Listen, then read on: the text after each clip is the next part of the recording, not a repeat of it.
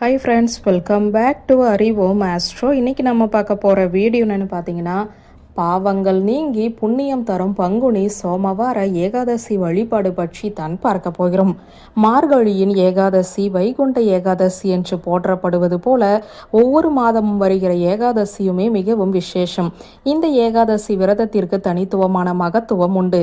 எத்தனை விரதங்கள் இருந்தாலும் அத்தனை விரதங்களும் ஏகாதசி விரதத்திற்கு நிகரானது என்பார்கள். அந்த வகையில் பங்குனி சோமவார சர்வ ஏகாதசி நாள் நாளை திங்கட்கிழமையில் வரப்போகிறது. சிவனுக்கு உகந்த திங்கட்கிழமையில் பெருமாளுக்கு உகந்த ஏகாதசி வருவது கூடுதல் சிறப்பம்சம். இந்த விஷ்ணு மற்றும் சிவ வழிபாட்டிற்கு உகந்த மிக விசேஷமான நாளாகும். இந்த நாளில் விரதம் இருப்பது பாவங்களை போக்கி செல்வம், ஆரோக்கியம் மற்றும் மன அமைதியை கொடுக்கும். சோமவார ஏகாதசி விரதம் குழந்தை பாக்கியம் தரும் மகத்துவம் உள்ளது. ஏகாதசி என்பது அமாவாசை மற்றும் பௌர்ணமியிலிருந்து 11வது நாள் 10 நாட்கள் உடலும் மனமும் தொடர்ந்து இயங்கிக் கொண்டிருக்க 11வது நாள் அதற்கு ஓய்வு தரும் விதமாக மேற்கொள்ளப்படும் விரதமே ஏகாதசி விரதம்.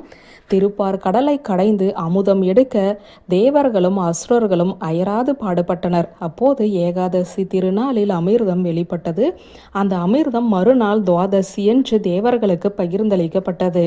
ஏகாதசி விரதம் கடைபிடிப்பதால் மனித மனத்தின் மும்மலங்களான கோபம், குரோதம், மாச்சாரியங்கள் விலகி எண்ணங்கள் தூய்மை அடையும். இந்த பிறவியில் நாம் செய்த பாவங்கள் விலகி ஏற்றம் தரும் வகையிலான இனிய வாழ்க்கை அமையும். மனதை ஒருநிலைப்படுத்தி முழு நாளும் விரதம் இருப்பது மிகவும் விசேஷமானது. ஒவ்வொரு மாதமும் 2 ஏகாதசிகள் வருகின்றன. ஓராண்டில் மொத்தம் 25 ஏகாதசிகள் வரும். ஏகாதசி திருநாளில் அதிகாலையில் எழுந்து குளித்து தினம்தோறும் செய்யும் பூஜைகளை நிறைவேற்றிவிட்டு மகாவிஷ்ணுவை மனதில் நினைத்து வழிபட வேண்டும். அன்று முழுவதும் சாப்பிடாமல் இருப்பது நல்லது. தேவைப்படும் போது மட்டுமே தண்ணீர் குடிக்கலாம். அதே போல உடல் நலம் குறைவாக இருப்பவர்கள் சுவாமிக்கு நிவேதனம் செய்யப்பட்ட பழங்களை மட்டும் சாப்பிடலாம். விரதத்தை கடைபிடிக்கும் போது குளிர்ந்த நீர் குடிக்க தடையில்லை.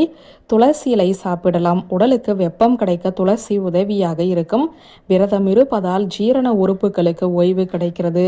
குளிர்ந்த நீர் வயிற்றை சுத்தமாக்குகிறது. ஏகாதசி நாள் முழுவதும் ராமநாமத்தையோ கிருஷ்ண நாமத்தையோ அல்லது விஷ்ணு சகஸ்ர நாமத்தையோ உச்சரித்து பெருமாளை வழிபடலாம்.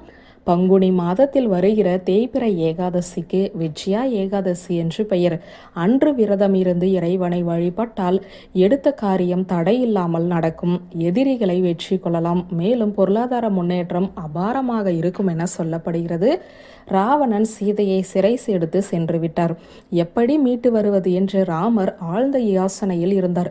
அப்போது அங்கே வந்த ஒரு முனிவர் இந்த விஜய ஏகாதசி விரதத்தை அனுஷ்டிக்கும்படி கூற அதன்படி விரதம் இருந்துதான் சீதையை ராமர் மீட்டு வந்தார் என்று ஏகாதசி விரத மகாத்மியமும் சொல்கிறது.